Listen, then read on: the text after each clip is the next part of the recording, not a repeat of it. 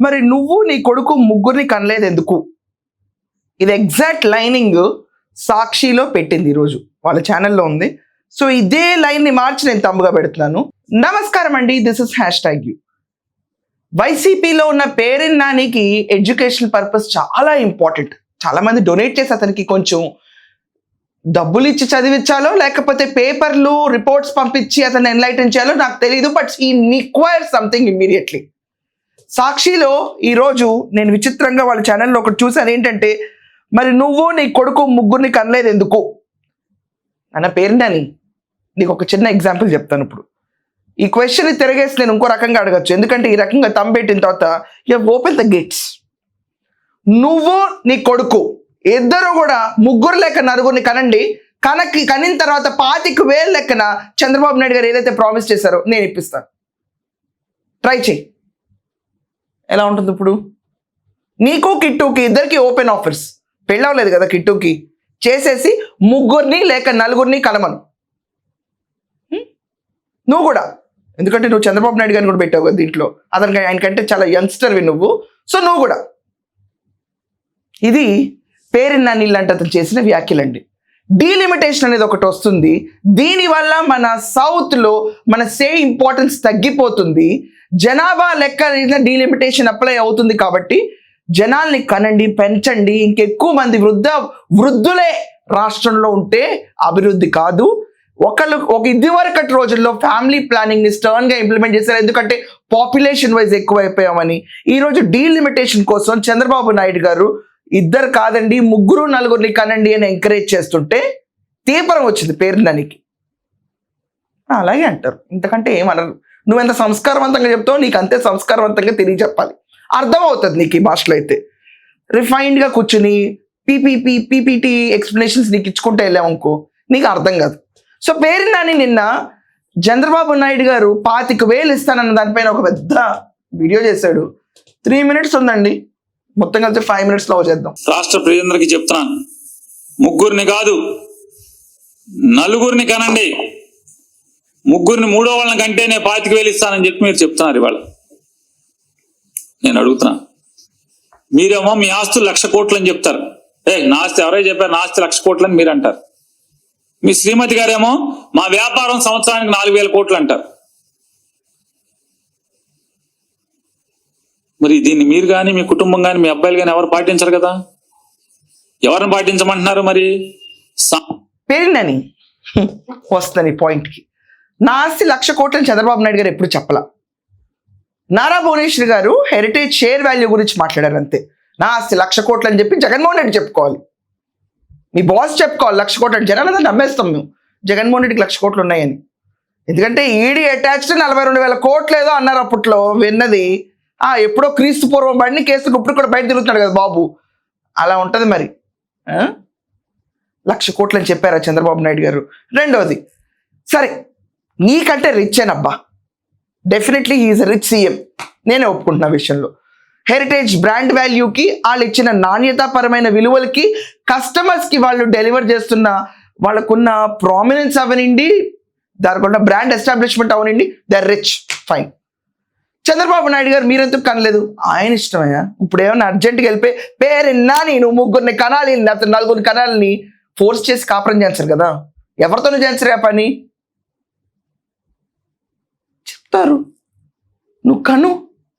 నువ్వు కంటే మన రాష్ట్రానికి అభివృద్ధి, ఎంకరేజ్మెంట్, ప్రోత్సాహం అంటారు. ఈ మాటలు ఎప్పుడైనా విన్నావా? చీకట్లో కన్ను కొడితే పొద్దున కల్లా అయిపోవాలన్న బ్యాచ్లో చెప్తావు నువ్వు కబుర్లు. చెప్పు, తప్పేముంది దాంట్లో?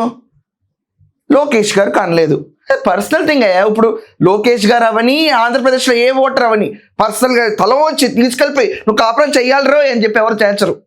బుద్ధుందా మాట్లాడేటప్పుడు? ఇలాగే వస్తాయి మాటలని చూస్తే.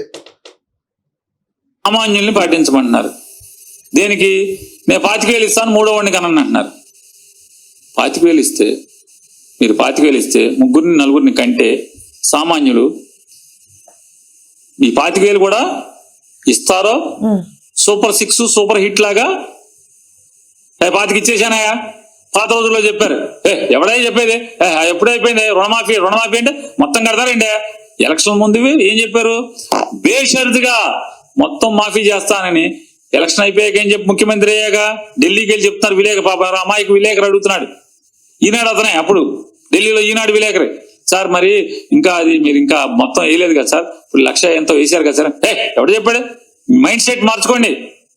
ఎవడు చెప్పాడు? ఇంకా రుణమాఫీ ఎప్పుడు అయిపోయింది రుణమాఫీ? ఇప్పుడు ఏం చెప్తారు? Super 6 super hit. రేపు 25,000 కూడా అదే కదా, పట్టే కదా. మీ పిల్లల కంటే నేను డబ్బులు ఇవ్వటం ఏంటి అని అనరా? నువ్వేం కంగారు పడకు. నీ ఇంటి పేరుని కదా, పేరుని ఫ్యామిలీలో 3 నుంచి 4 పుడితే కనుక 25,000 నేను ఇప్పిస్తా ఈ గవర్నమెంట్తో. నిన్ను చూసి ఆదర్శంగా రాష్ట్ర ప్రజలందరూ కంట మొదలు పెడతారు. వైసీపీలో ఎవరెవరు ఖాళీగా ఉన్నారు చెప్పు. అంటే సీనియర్ సిటిజన్స్ వదిలేసి రాంబాబు గారు వీళ్ళందరి పేర్లు తీయటం తప్పు, నేను తీయను దీంట్లో. సో వాళ్ళందరిని వదిలేసి ఎవరెవరైతే యువ ఇలాంటి పేర్లు ఉంటాయి కదా, యువ నేతలు అందరినీ తీసుకురా. Challenge accepted. కానండి 3-4 సూపర్ 6 సూపర్ హిట్టే. నీ నోటితో నువ్వు బాగా చెప్పావు. ఆ జగన్మోహన్ రెడ్డి వస్తాడు, ఏం చెప్తాడు? ఎవడు సూపర్ 6 సూపర్ 7 అంట. 7 ఎవడు చెప్పాడా? 7 ఎవడు చెప్పాడు నీకు? ఏదో మాట్లాడాలని మాట్లాడతావు కానీ నువ్వు. సో అతనికంటే నువ్వు కొంచెం బెటర్ పర్సన్వే ఆ పార్టీలో. సో లిటరలీ నీకు ఆఫర్ ఇస్తున్నా, నువ్వు కానీ. చంద్రబాబు నాయుడు గారు ఎవరు చెప్పారా ఎల్లవా అంటారా? హామీలు అమలు కాకుండా కూర్చుంటారా ఆయన? ఏమన్నా జగన్మోహన్ రెడ్డి అనుకుంటున్నావు పేరున్నా నీ చంద్రబాబు నాయుడు గారు అంటే? జనాలు ఆయన గుడ్డిగా నమ్మి ఓట్లేశారు. ఒకసారి మిస్టేక్ చేశారు జగన్మోహన్ రెడ్డి నమ్మి. చచ్చా ఇంత బూత్ మళ్ళీ చేయని జన్మకి అని చెప్పి చంద్రబాబు నాయుడు గారు ఇది వరకు ట్రాక్ హిస్టరీ ఉంది, ఇప్పుడు ఉంది. జగన్మోహన్ రెడ్డికి ఉంది. After all 1 time CM. దెబ్బకు పడేశారు జనాలందరూ, బాబోయ్ జగన్ అని చెప్పి. కానీ చంద్రబాబు నాయుడు గారి ట్రాక్ హిస్టరీ ఉంది. ఆయన నమ్ముతారు, ఆయన విజన్ నమ్ముతారు, ఆయన మాటలు నమ్ముతారు, నమ్మి హ్యాపీగా కూడా ఉన్నారు. నీ బాధ ఏంటి? పథకాల్లో నీకేం లేదా? అదే నీ బాధ. గోడౌన్లో బియ్యం అనేదో చెప్తారు నీ గురించి కబుర్లు, అక్కడ ఏమైనా వచ్చినాయో డబ్బులు లేవా? తెలియదు నీ గురించి నాకు అంత డెప్త్గా, అందుకే మాట్లాడుతున్నా ఇలా. అనరాందాకి ఏమైనా గ్యారెంటీ ఉందా? లేదు కదా. మీ మాటలు నమ్మి ఈ దేవుడి దిగారు మీరు ఇస్తారో ఎగ్గొడతారో.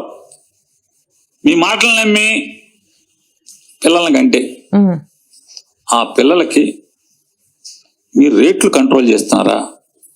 జగన్మోహన్ రెడ్డి గారు ఉండగా బాధుడే బాధుడు అని దీర్ఘాలు తీసుకొని తిరిగారు. జగన్మోహన్ రెడ్డి గారు ఉన్నప్పుడు ఇంటి సరుకుల రేట్లు ఎంత, పాల రేట్ ఎంత లీటర్, ఇవాళ ఎంత? ఇంటి సరుకులు ఎంత ఆ రోజు, ఇవాళ ఎంత? ఆ రోజు కరెంటు బిల్లు ఎంత, ఇవాళ కరెంటు బిల్లు ఎంత కట్టాల్సింది, ఎంత కడుతున్నారు? చదువులు ఫీజులు ఎంత? ఫీజు రీఎంబర్స్మెంట్ ఎవరు? మీరు నయా పైసా ఫీజు రీఎంబర్స్మెంట్ ఎవరు? మరి ఎలా చదివించాలి రేపు పొద్దున పిల్లలు వీళ్ళందరినీ? అంటే నాకు అర్థమయ్యేది ఒకటే, ఏతావాత సామాన్యులు 4, 5, 3 ఓ కనేసేస్తే వాళ్ళు ఆర్థిక బాధలు భరించలేక, పిల్లలకు చదువు చెప్పలేక, వాళ్ళని వానాకాలం చదువులు చదివించి 10వ క్లాసు ఇంటర్మీడియట్తో ఆపేస్తే, అంటే నాకు అర్థమైందంటే మీ డబ్బున్న వాళ్ళ ఇళ్లలో ఇవాళ పనోళ్ళు తక్కువగా దొరుకుతున్నట్టున్నారు. సర్వీస్ సెక్టార్ కింద మీకు మనుషులు దొరకట్లా. జీతానికి పనిచేయటానికి, తక్కువ జీతానికి పనిచేయటానికి మనుషులు దొరకట్లేదు మీ డబ్బున్న వాళ్ళకని నాకు అర్థమైంది. అందుకోసమని మీ డబ్బున్న వాళ్ళందరి కోసం జనాల్ని మనుషుల్ని ఎక్కువ కనమంటున్నారు. 1,00,000 కోట్ల ఆస్తులు ఉన్నాయి, 4,000 కోట్ల సంవత్సరం వ్యాపారం జరుగుద్ది. మీరు కనరా ఎవరిని? చెప్పండి, మీ బంధువులందరికీ ఎంతమంది ఉన్నారు? ఇంతకంటే వెధవ ఆర్గ్యుమెంట్ నా జీవితంలో నేను వినలేదు. పిల్లల్ని కనండి అనేది సర్వీస్ సెగ్మెంట్లో జనాలు తక్కువయ్యి ఇళ్లలో పనులు చేర్చుకోవడానిక? మాటకి అసలు కడుపుకు అన్నం తింటారు, గడ్డి తింటాం మాటలు మాట్లాడేటప్పుడు. ఫ్రాంక్గా అడుగుతున్నాను, ఒక సీఎం దృక్పథం అది ఉంటుందా? ఇంట్లో అంట్లు తోమించుకోవడానికి తీసుకెళ్ళి ప్రతి ఒక్కరిని కనండి అని చెప్పి ఆయన అడుగుతున్నారా? ఏం చేసింది జగన్మోహన్ రెడ్డి? ఏం చేశాడు? యువత అందరికీ ఉద్యోగాలు ఇప్పిస్తా అని చెప్పి ఏం చేశాడు? వాలంటీర్లుగా చేశాడు, 5,000 జీతగాళ్ళుగా చేశాడు. గంజాయి ఇష్టం వచ్చినట్టు సరఫరా అయింది, డ్రగ్స్ సరఫరా అయింది. ఏం చేశాడు యువతకు జగన్మోహన్ రెడ్డి? నాశనం. ఈరోజు ప్రోత్సాహానికి 25,000 ఇస్తానంటే ఇంట్లో పన్నాళ్ళ కింద పెట్టుకోవడానికి సర్వీస్ సెక్టర్లో జనాలు తక్కువైనందుకు పిల్లల్ని కనబడ్డాడంట. ఇందుకే అంది చదువు రాని వాళ్ళందరూ పాలిటిక్స్లోకి వస్తే ఇలా ఎలగబడతాయి ప్రెస్ మీట్లు. డీలిమిటేషన్ మీనింగ్ తెలీదు. ఈరోజు కూర్చొని ఇంట్లో అంట్లు పనోళ్ళు ఈ చెత్త కబుర్లు చక్రవాకం కబుర్లు తప్ప నీ నోట్లో ఎందుకంటే బెటర్ ఆర్గ్యుమెంట్ ఎందుకు వస్తే పేరున్నాని? What are you educated? నువ్వు ఎంతవరకు చదువుకున్నావో నాకైతే తెలియదు, ఉద్దేశం ఏంటో తెలియదు, ప్రోత్సాహం అంటే మీనింగ్ తెలియదు, యువత అభివృద్ధి అంటే తెలియదు, ఉద్యోగ కల్పనలు అంటే అంతకంటే తెలియదు. ఎప్పుడు రేషన్ బియ్యం దాచుకునే బ్యాచే. సిగ్గుందా ఇలాంటి మాటలు మాట్లాడుతున్నావు?